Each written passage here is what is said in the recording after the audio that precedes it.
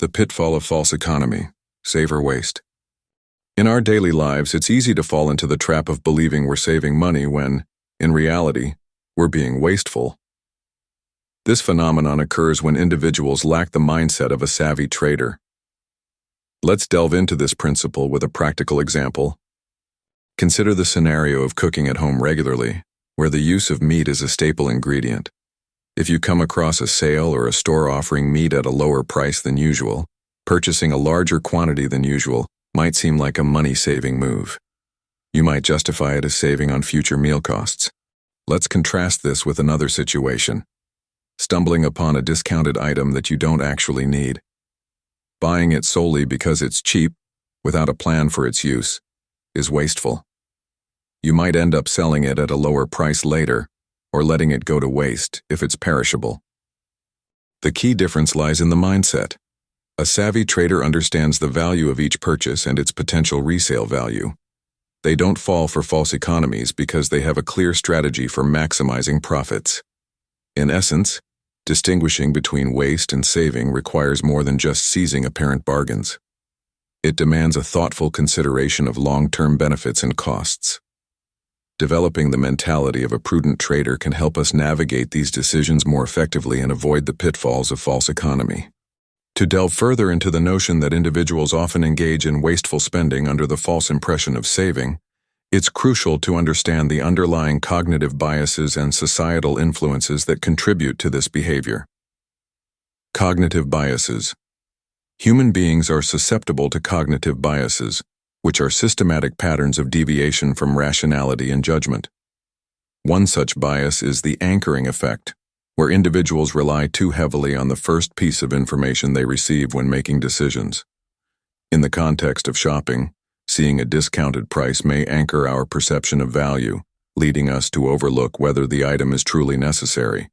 Loss aversion. Another cognitive bias at play is loss aversion, which refers to the tendency for people to prefer avoiding losses over acquiring equivalent gains. This can manifest as a fear of missing out on a deal, prompting individuals to make impulsive purchases, even when the item isn't needed. The perceived loss of not capitalizing on a discount can outweigh the rational assessment of whether the purchase adds value. Social comparison. Social factors also influence our spending behavior. In a culture that values conspicuous consumption and materialism, individuals may feel pressure to keep up with peers or portray a certain lifestyle, leading to overspending on unnecessary items. The desire to impress others or maintain social status can override considerations of practicality and long-term financial health. Marketing tactics. Marketers leverage psychological tactics to persuade consumers to buy their products. From limited-time offers to persuasive messaging highlighting the benefits of a purchase, these tactics can manipulate consumers into believing they're saving money by spending. Without critical evaluation, individuals may fall victim to these marketing ploys and make purchases they later regret. Instant gratification versus delayed gratification. In today's fast-paced consumer culture, there's a strong emphasis on instant gratification. People often prioritize immediate pleasure over long-term goals, opting for impulse buys that provide temporary satisfaction but may lead to waste in the long run. Developing the discipline for delayed gratification is essential for resisting the allure of false economies and making more prudent spending decisions. By recognizing these cognitive biases and societal influences, individuals can become more aware of their spending habits and make more informed choices. Cultivating a mindset that prioritizes value over discounts and emphasizes long-term financial well-being is key to avoiding the pitfall of false economy. Let's delve into each of these points in more detail. Loss. Aversion.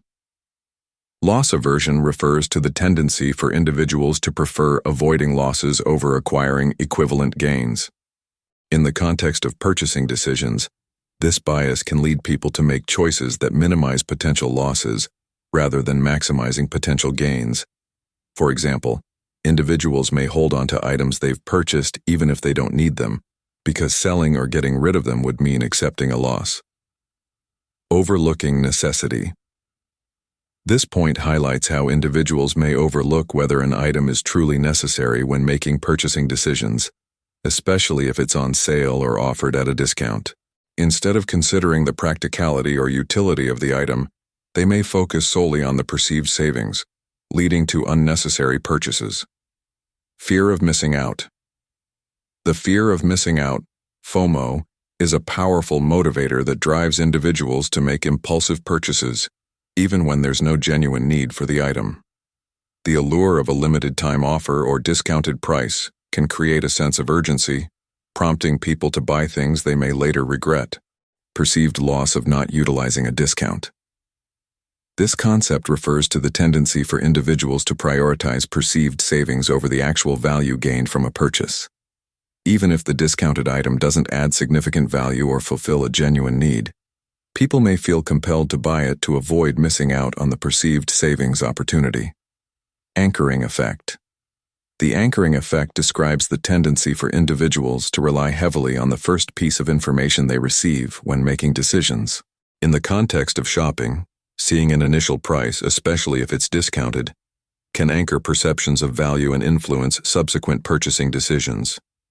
By understanding these psychological biases and behavioral tendencies, individuals can become more aware of their decision-making processes and make more informed choices when it comes to spending money.